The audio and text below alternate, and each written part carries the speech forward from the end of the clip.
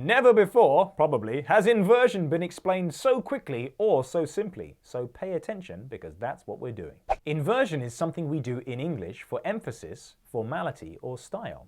I will never dance. This sentence follows normal word order. Subject, auxiliary verb, adverb, verb. Never is a negative or limiting adverb. Other examples are rarely, hardly, and not often.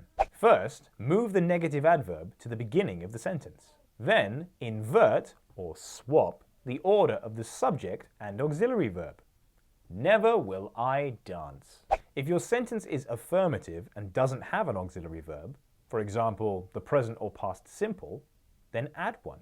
Rarely do I wake up on time. Remember, it's for emphasis, so only do it for a good reason.